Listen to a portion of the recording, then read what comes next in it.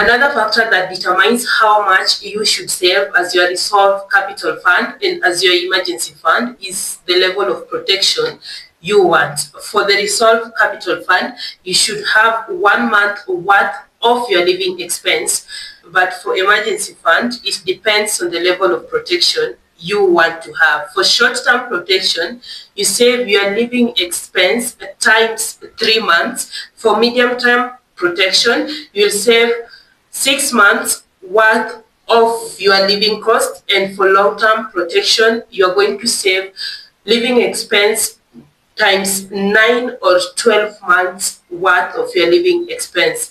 As a general rule of thumb for using emergency fund is that it must be unexpected, it must be necessary, it must be urgent. If it meets these 3 criteria, then it qualifies as an emergency. Using this template, 1 month worth of the living cost was 51,000. You're going to take the 51,000 multiplied by 1 to give you the amount you need to save as your reserve capital fund.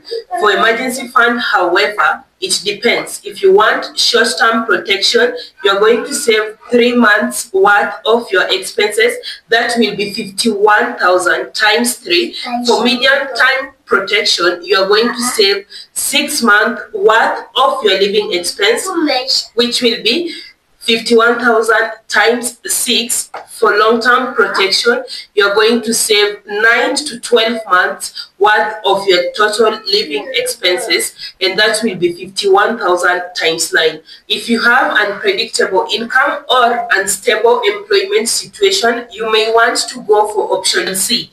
That is 9 months or 12 months worth of your expenses saved as emergency fund. This money is only used in cases such as job loss, medical emergency bills, critical house repair that can't wait, unexpected essential bills. Also, very important point to note is that this money is not for things like birthday celebration, upgrading your phones, vacation, or even soft life moments.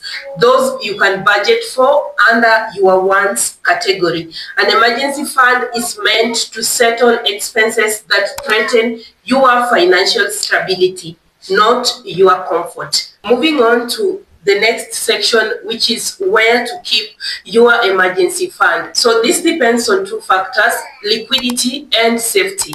You can keep this fund in a savings account that yields amount that is equivalent or more than the current rate of inflation, so that your money does not lose value as days passes by. The account should be readily accessible without withdrawal restriction. Avoid high risky investments like crypto for this type of fund, because the goal is not to invest, rather it is to protect. If you invest this money in a locked investment account, you might be forced to withdraw it at a loss when emergency hits. And this now kills the whole point of investing. The worst case in point is that sometimes you will be compelled to sell out your already owned asset to settle for these unexpected expenses. Moving on how to build your emergency fund. So the practical tips that you can do is, number 1, automate a small amount monthly to your emergency savings, so that you build a step by step, month by month. Start with what you can afford, even if it is 4,000 shilling per month. If you just have to get started, you will build momentum as you go. The next thing is to learn how to rebuild it after using it. Once you dip into your emergency fund, pause other financial goals and replenish it before resuming investment or big purchases. Life happens. Maybe you used some of the money for a car repair or a hospital bill. The mistake is not using it, but failing to rebuild it. Your emergency fund should always go back to its initial target level before your crisis happen. Failure to do so, when another emergency happens, you might be forced to borrow a loan or sell out your investment at a loss before they mature.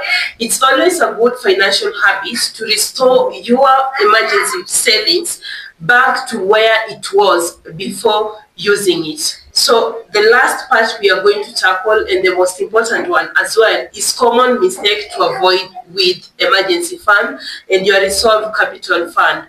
So number one is keeping it in cash where it loses value due to inflation. Inflation is where the prices of goods and services goes up over time, which means your money buys less than it used to as time passes.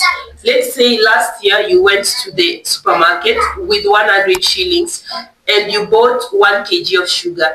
Now this year, you go back to buy the same 1 kg of sugar, but when you get to the counter, you realize that the price changed to 150 shillings. The item is the same, but the price has increased. So your money has lost its value. That's what we call inflation. Inflation does not mean your money disappeared. It means its worth is less than before.